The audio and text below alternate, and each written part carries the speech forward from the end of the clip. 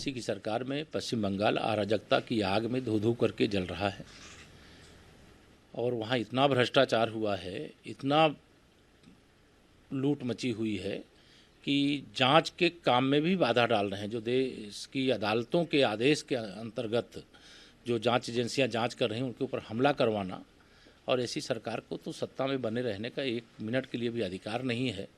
मैं इसकी कड़े शब्दों में निंदा करता हूं और जो इसके दोषी उनके खिलाफ कठोर से कठोर कार्रवाई हो। ममता बनर्जी का जहां तक सवाल है, करप्शन का डेन तो बना ही दिया वेस्ट बंगाल को। हर गली कूचे में देखिए जो कहीं ना कहीं कट मनी जो है चल रहा है और बड़े लेवल पे भी करप्शन हो रहा है ममता बनर्जी की सपोर्ट से।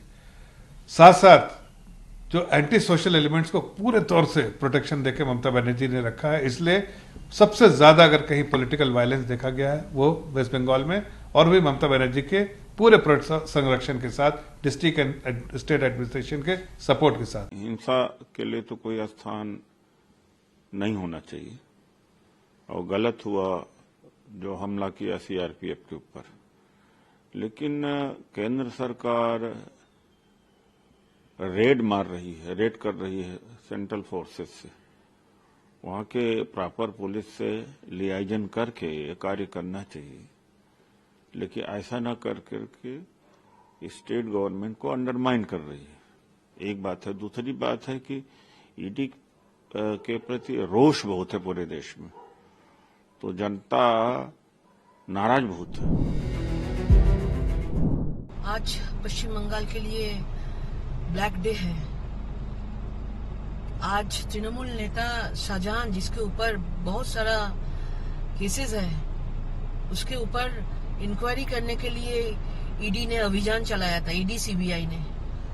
और जाने के टाइम में वहां पे पूरा जो शाहजहां का जो वाहिनी है, गुंडा वाहिनी है, रोहिंग्या वाहिनी है, जो लोग बांग्लादेश से आए हुए हैं, जो लोगों को वोट बैंक के तरफ यूज करने के लिए ममता बनर्जी उसको फेक वोटर आईडी कार्ड देके रखे हैं वोट बैंक के लिए, वो लोग पूरा अटैक किया पूरा ईडी सीबीआई अधिकारी के ऊपर। तो मतलब ये जो चल रहा है इसमें तो जो लोग ईडी सीबीआई जो लोग जा रहा है, इसको तो रिस्पॉन्सिबिलिटी राज्य सरकार का है। उसका सुरक्षा देना तो राज्य सरकार का काम होता है।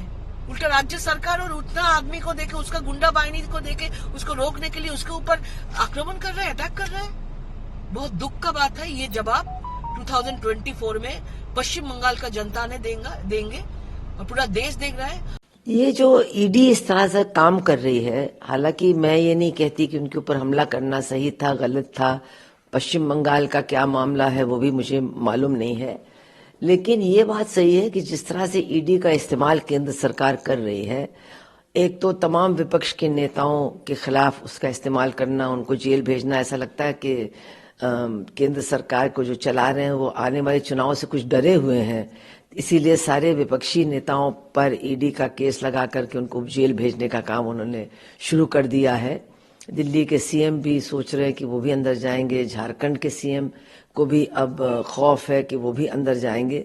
तो ये ठीक चुनाव के पहले जो हो रहा है, इससे कुछ सवाल उठते हैं कि आखिर विपक्ष के ही लोगों को क्यों टारगेट किया जा रहा है।